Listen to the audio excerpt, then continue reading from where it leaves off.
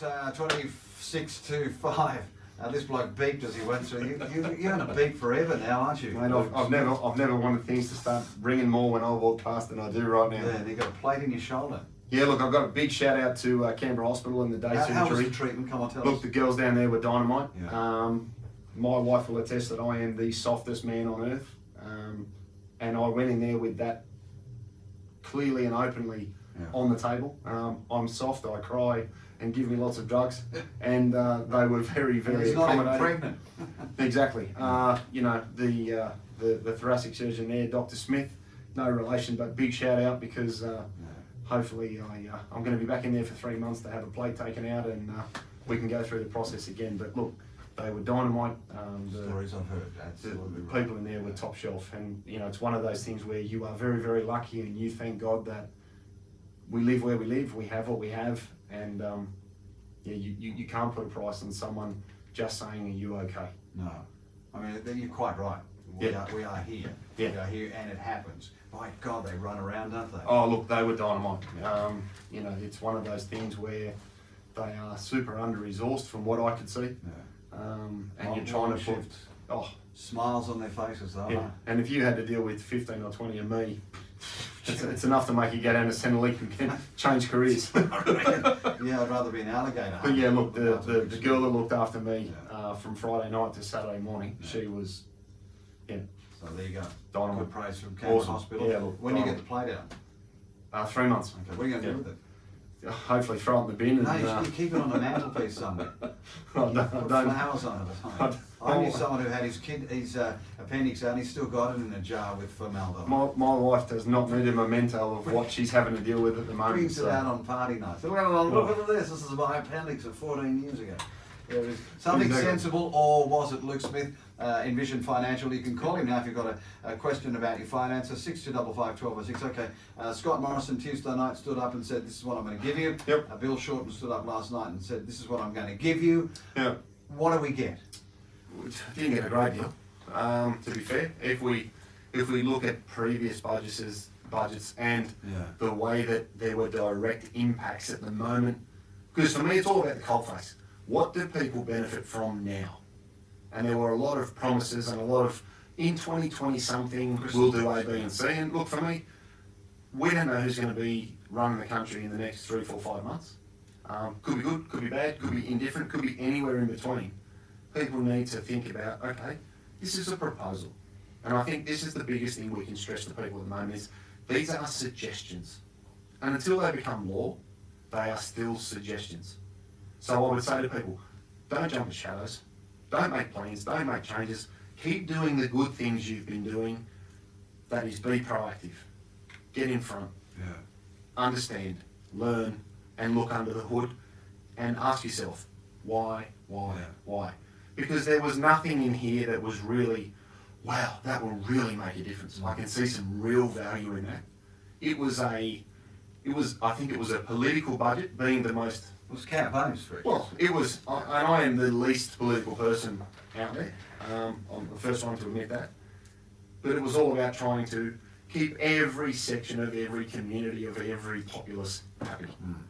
And you can't really do that with any meaningful change in any one particular area. So there are a few key things here that we'll touch on today that I think people will benefit from. But I always preface it with, until it's law, let's not worry about it too much.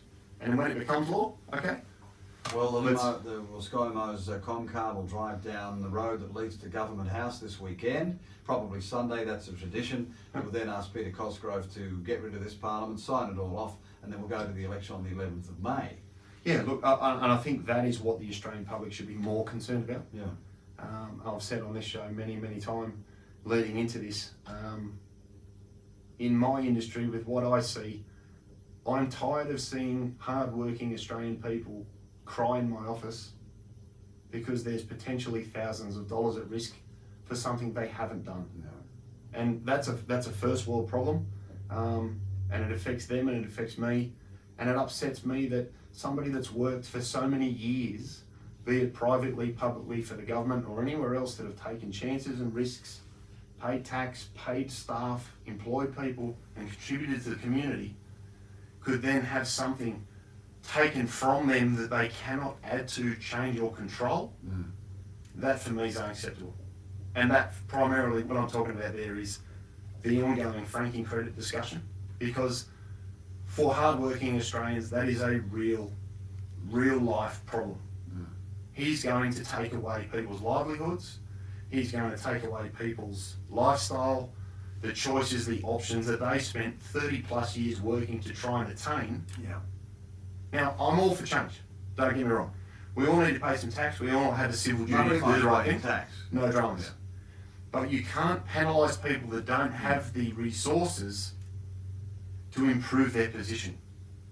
So, if I was him and I wanted to get a vote through, I would look to say, okay, if we have to swallow this franking credit consideration, put a time frame on it and say, if you're born after this date, it applies to you. So people like me and you and all the other hardworking people out there that are trying to save for their retirement, we have the ability to try and make some changes and take those considerations into account. They didn't do that with the transfer balance cap. They penalised people that have been retired for 20 plus years.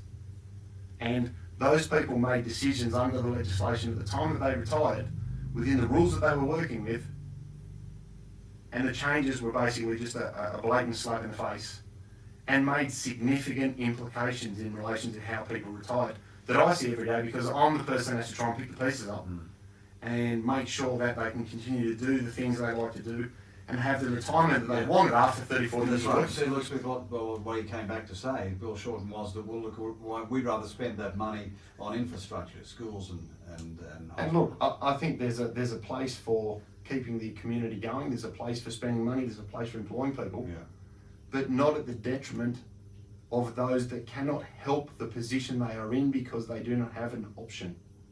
You can say to me at 42, you can say to you at 43, you're going to have to do this before you retire. We can manage that. For your 60 plus year old that isn't working, that isn't contracting, that has been retired for many years. And has this had this stuff for 20 years. Exactly. Yeah. You can't reach in now and take back what they've always had because you've decided that, hang on a second, I've got a view on A, B and C.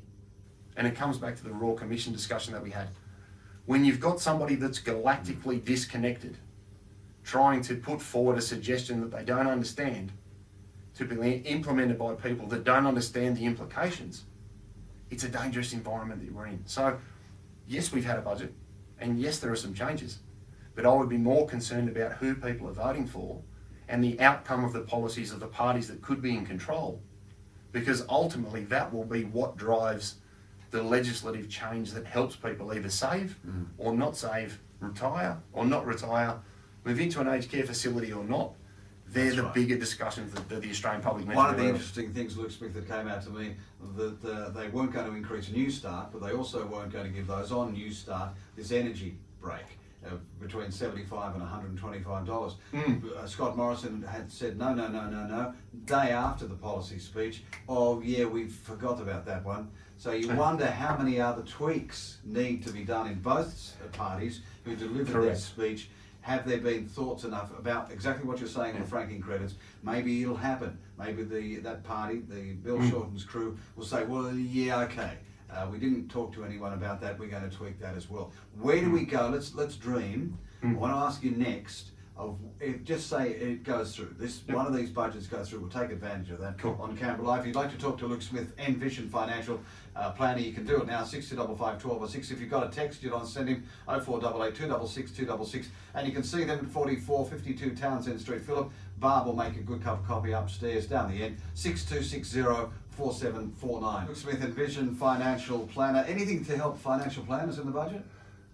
Oh, sorry. Oh, well, sorry. Sorry, you mean Royal Commission? Yeah, Royal Commission. I thought they might have given you some relief. You can call them on 6260 4749. Okay, so we're stuck with this plate of goodies. Yep. Out of it, is there anything in there that you... Yeah, look, there were some sort of, let's call them tweaks. Okay. Obviously, increasing the age that people can make contributions to super. So they've put forward that, people from 65 and 66 will be able to contribute to super Yeah. without that'll tie in with the increasing ages for age pension. Can I jump in there? I talked to Kate Carnell the other day. She was the Ombudsman for Small Business and Families. She brought up a very interesting point to say that women who jump out of the workforce, their super stops. Yep. They may do family, they may change career, they get back into the workforce, but they may have missed 4 or 5 years of paying super. She would have liked something to say, oh, okay, you can catch up on good years. Same for business. Okay, so we've talked about this. Yes. We talked about this first week of this year, actually, I think, from memory. Concessional catch-up Yes. legislation. Really, really, really awesome piece of legislation that achieves exactly what you're just talking about. So we know that $25,000 is the most you can put in a super. Whatever you don't use between yourself and your employer, from the end of this financial year carries forward. We've had a huge response from this, and I think it is one of the most under The radar. under the radar things that people can take advantage of, because it'll let you build and build and build and build and build. So for everybody out there that says, well, okay, this year I can't put 25 in, and let's say 10 goes in from work and 25's the limit, you've got 15 you can throw in. If you don't use it this year, provided your super's under $500,000 in total, you can carry that forward to next year. So don't despair. Keep going, be proactive, look under the hood, and make little changes. What about if you jump out of the workforce though? It doesn't matter. If you don't use it in a financial year, it carries forward for 5 years. Right. So you could come back in Use 2 it. years, have a significant increase in income and go That's good. super, and catch up very, very quickly. So Because we all have lean times, don't oh, we? look, exactly. And that piece of legislation was made for exactly that reason. For mums and dads returning to the workforce, contractors, people that have taken a leave, you've had a sabbatical year where you've gone off to do some education, you can come back and keep building proactively outside of the limits that are there. So How that do was, you do that? What is that? well, it's just about making sure that What's it called? it's the concessional carry forward legislation. Okay. Where what you don't use up to your 25, you carry forward to the next year. Now, it only came into law this year. So this is the first year. So now, if you're out there listening, don't worry, I should have done this 5 years ago. I had a client say to me this week, I wish that was in 7 years ago when I had my kids. I said, well, look, don't worry, you didn't miss out on it because it only started this financial year. Why was it kept a secret? Well, it didn't exist. Yeah. So it was one of the best pieces of legislative change that we've seen that actually helps people. And I think legislation is fine, but legislation needs to help people. For the long term. Exactly. Not just to the next election. Exactly. Yeah. And take into account changing situations. We work in a contract environment, we work in an employed environment, and a combination of the two. So, they've put forward that we'll drop some of the tax rates from 2024. Okay, that's nice, but we don't know who's going to be in charge in May, let alone... I'm going to have a dinner, let alone 2024. Correct. Increasing the age limit for spouse contributions from 69 to 74 from the 1st of July 2020. So again, can't do anything now, but something to keep in your pocket that you can pull out a little bit later on, and gives you another mechanism to get money into superannuation, which is obviously a tax effective environment, and it lets you look at equalisation of superannuation and some other things that are there. They made some significant increases to the funding towards healthcare and aged services, which I think is fantastic. Aged care is obviously quite topical. Let's hope that the Aged Care Royal Commission doesn't come out with the flat pancake that the Royal Commission was, for actually helping the people that are affected. Yeah. I'm all for reform, and don't get me wrong, I'm not against change, but help the people. I have an occupation where my obligation is to help the people. Regulators and people that sit in Parliament have an obligation to help the people, because ultimately they must have had a moment somewhere along the line where they said, I want to help the community. Now, if the Australian public regulated their wages, they may or may not do the job.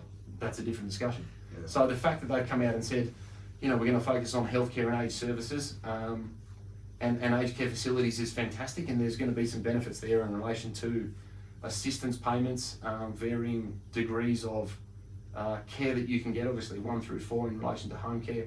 So anything that we can help the older portion of the population stay in home, feel safe, feel in control, and do these things, I think is a wonderful use of budgetary change. Mate, we're hanging around for our medical miracles, we're staying alive a lot longer, we're going to be older. Look, we are, and obviously women live longer than men statistically.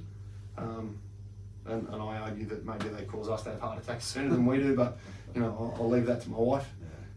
So look, these are areas where, you know, they've come forward and said, well, you know, we will give you a payment of $75 for singles and $125 for couples for energy assistance. Okay, these sorts of things are great, but give us policy that we can build on to help people on an annual basis. That's right, for the long term. Because people care about retirement more than they care about their energy bills. It's not to say they're not important, but if we have to have a top three, your electricity bill's not in my top three.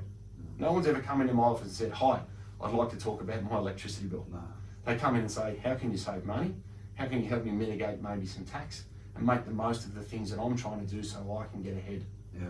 Not today, not tomorrow, but for a few years. Exactly. Well. So, all right, so a government's going to be in on the 11th of May, okay? Yeah. What do we do? How do we keep our lives on track? well, I think the biggest thing people can do is, one, obviously don't dance at shadows. So don't look through the budget, although there wasn't anything that was, you know, a screaming benefit in there. Don't worry about things that aren't law yet. That's what I generally say to most people. Work with what we can work with, but keep being proactive. Understand what your options are. You know, I've had a couple of appointments this week in the sling, and people have been very understanding about not having a collared shirt on. But we've raised some strategic issues that people have said, well, could I do this in the future? For sure. And that would save me $6,000 a year in tax. Yes. And next year, another 6 and another 6. So I think the important thing is have the good behaviours. Understand what's under the hood. Look at what your options are and understand, because you don't know what you don't know.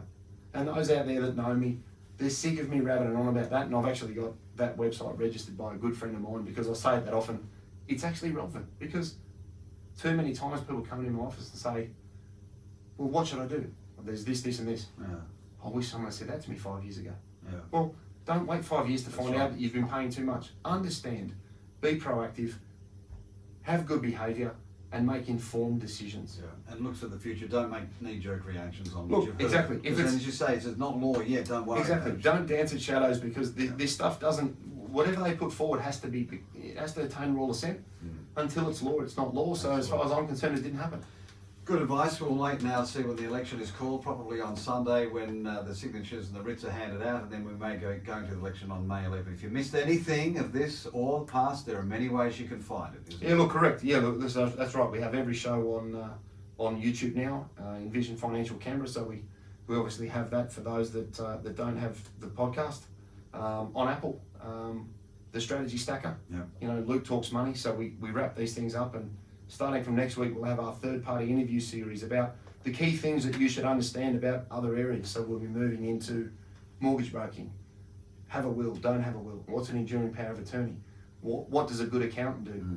Et cetera, et cetera, et cetera. So all the familiar questions that we get from people about similar topics, because you don't know what you don't know. And if we can try and point you in the right direction and get you in that circle of safety so that we know you're going to be okay, great. And you can talk to the team at Envision Financial at 4452 Townsend Street, Phillip.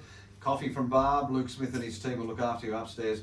Book an appointment, first one obligation free, and you can find out what you really don't know. 62604749. Don't go through any airports because you'll beat. I'm off the bike and I'll see you next week.